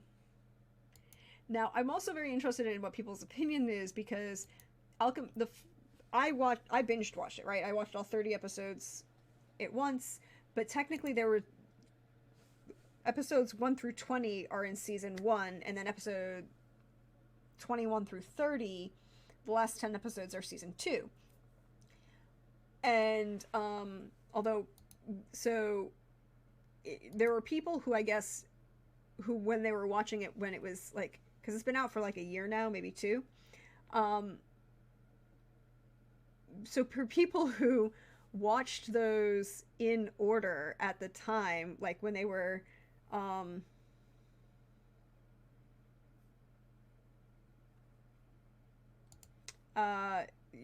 word I'm saying this. So there were people who were who watched it when it came out and had that season break, and then came back and had not that great a reaction to season 2. And I was like, no, I thought it worked really well, and I watched the whole thing at once. So I'm kind of interested to see. And there were other people like me who just watched the whole thing as one and didn't have that season break, and we're like, yeah, this is really good. So I'm intrigued.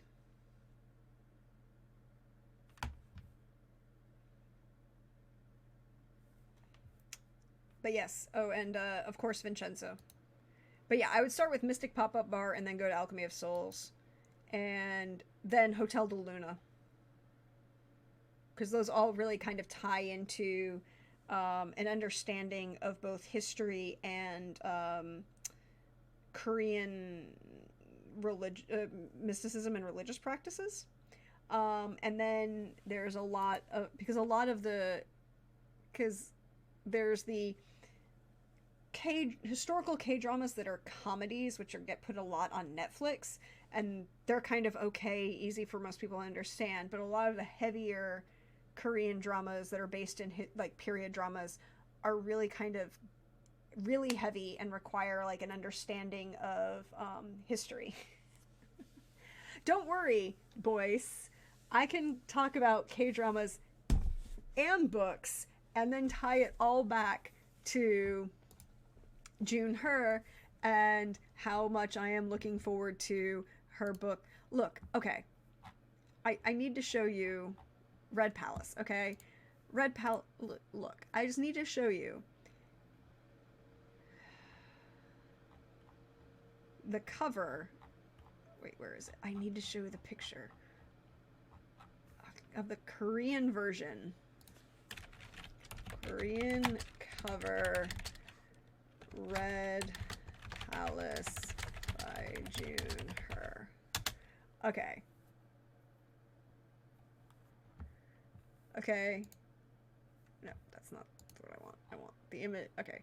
This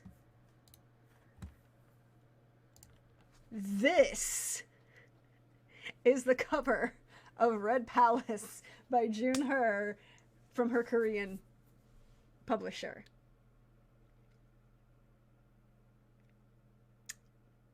This is a book I want to order and have this version of the book. I can't even read this language, but I want this cover. Like, I just can't.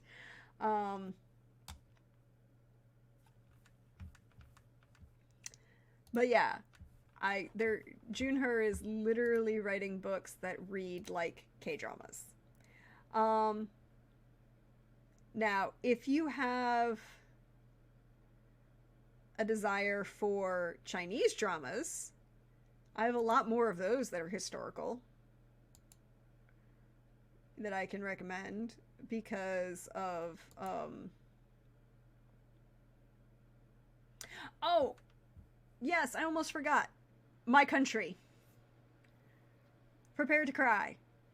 The answer is My Country, Prepare to Cry, which is a Korean drama. There are so many feels in that series.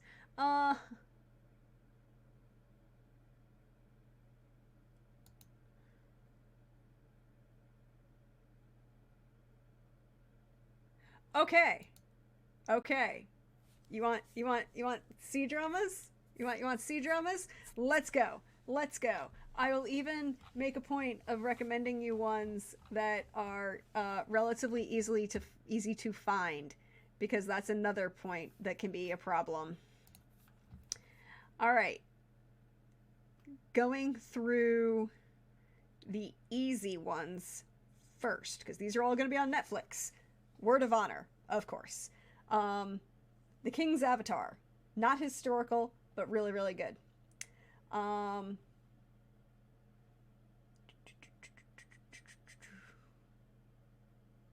Oh, technically not Mandarin. It's Taiwanese. It's The Devil Punisher. Watch that series. So much fun. We would have to figure something out to do a watch along. What else have we got?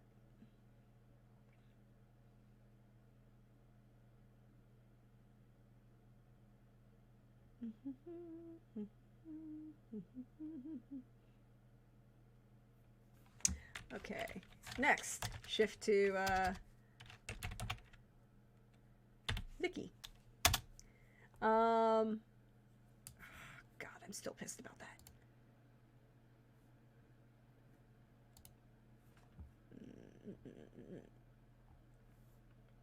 The Joy of Life.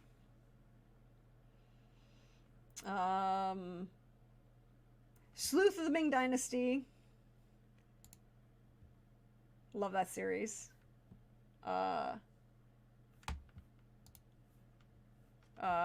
Imperial Coroner. There we go. Okay, so Lysander. Untamed, also known as Grandmaster of the Demonic Cultivation. Word of Honor. Both of those are really, really good. Loved both of them. I have said this before on public spaces, but I would like to remind everyone. This is me reminding everyone. You cannot say that C-dramas are queer baiting. Do not come in here and say that C-dramas are queer baiting, because they legally cannot be queer. But the Untamed, Sleuth of the Ming Dynasty, Word of Honor, Killer and Healer, a bunch of these, if they were made in the US, would be gay as fuck. And they're really, really good. But they can't be made that way in China because of censorship.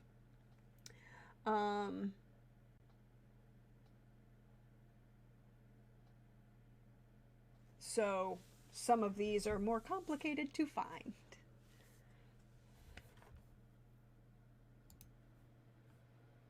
No legal queer baiting? What about illegal queer baiting?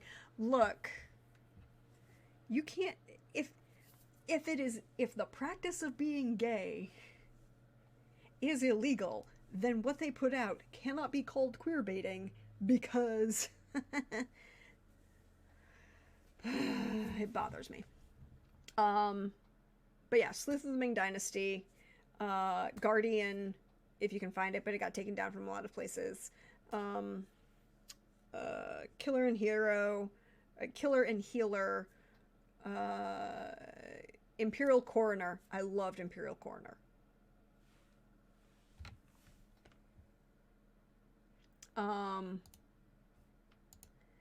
Series. No, go back. Categories. Okay. Series. Genres. Okay. Sometimes I have to go and go back to my streaming platforms to see what I've got and remember which one I've watched and which one I haven't.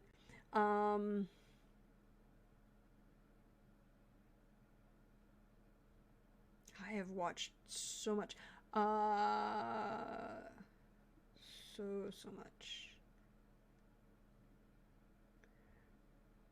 Legend of Fuyao. Brilliantly done. Really appreciate it.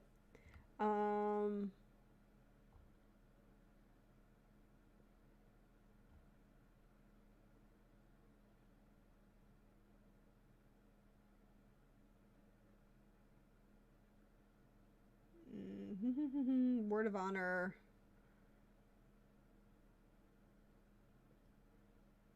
Blooms at the Ruyi Pavilion. Very good. Nirvana and Fire. Watch that one. I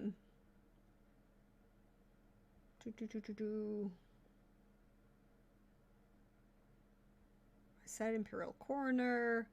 The Wolf, if you want to cry at the end. It was good. Just, you're gonna cry.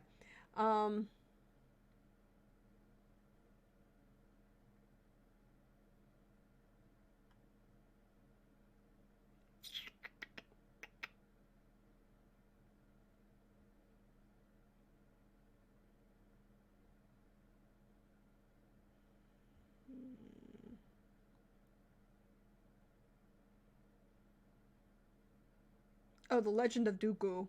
That's also, again, gonna cry.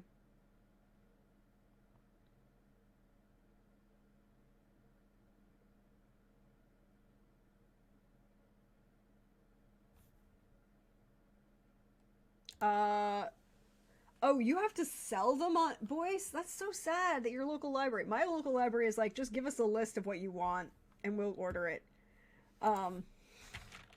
No, Legend of Dooku. Although, to be fair, if Count Dooku ended up in a Chinese drama, I would watch it and feel sad because Christopher Lee is no longer with us. But my local library is just like, hey, what do you want? Tell us what we should order. Here. But if you want to order, how would you sell June Hers books? How do I sell June Hers books? Korean, English.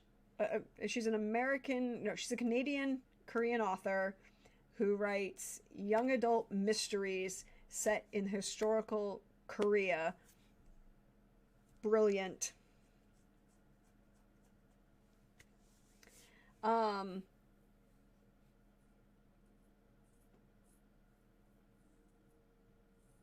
Really, that's all you should need, but I know people are complicated.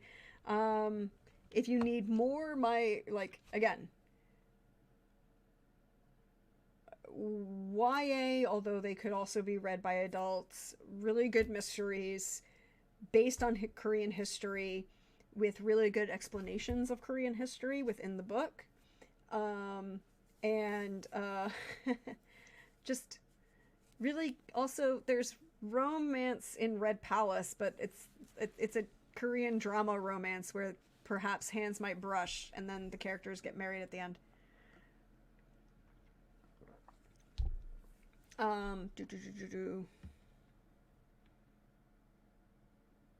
Oh, for Chinese drama, Qing Ting Zi Jin.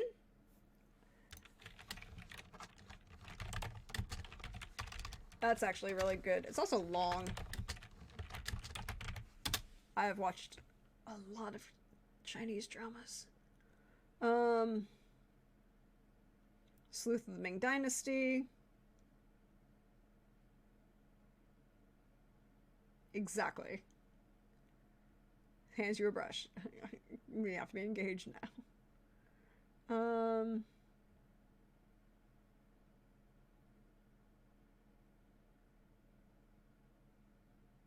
Oh, League of Noblemen is out. I haven't seen that yet. I need to go watch it.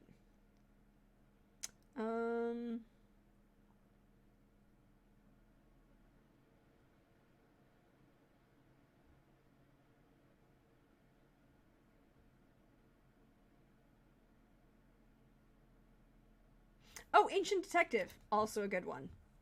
Ancient Detective. Really good.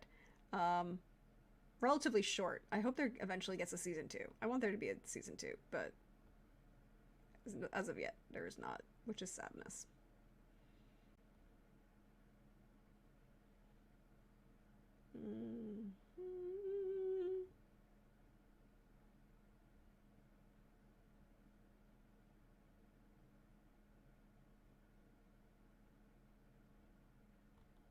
Oh, and my roommate is a detective. My roommate is a detective is another really good one. So now that we've gone down a rabbit hole of Chinese and K-dramas that I firmly recommend based on...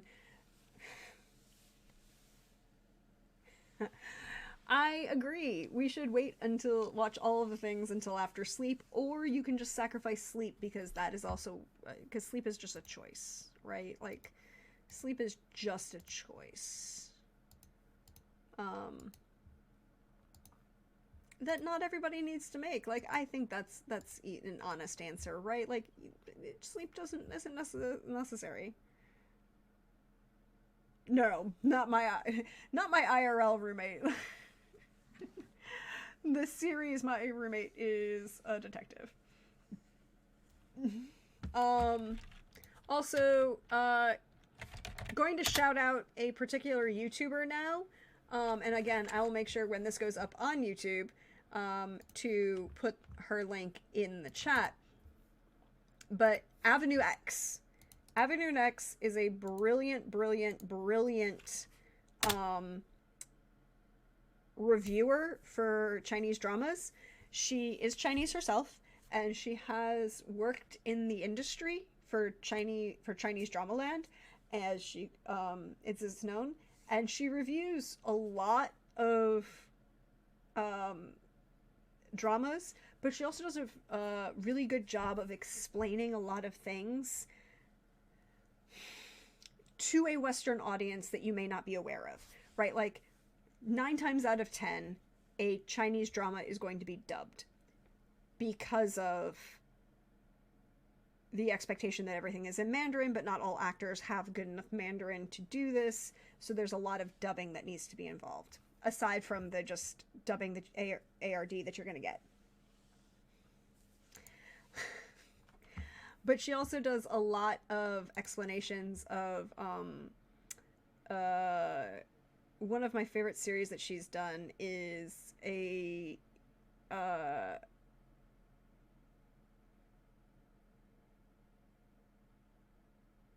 where is it?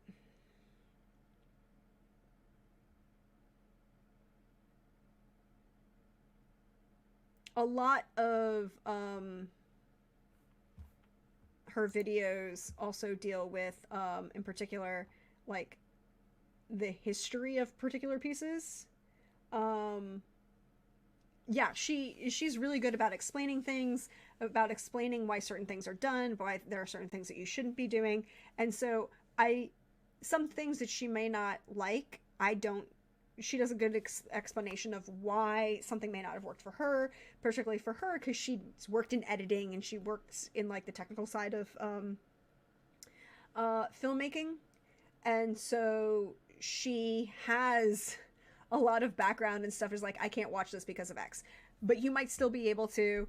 And so she's really, really good about doing that. She also has a lot of sometimes being like, this is just schlock, but it's good schlock and I can watch it. You know, this is a mind as what is the term she uses? Oh, this is it's the oh, this is just rice. This is just rice. Like, you turn this on while you're at dinner and you just have it in the background, kind of, you know, it doesn't matter if you miss out on things, you kind of go back and forth. And so she is a brilliant and she has a brilliant way of explaining information that I really appreciate.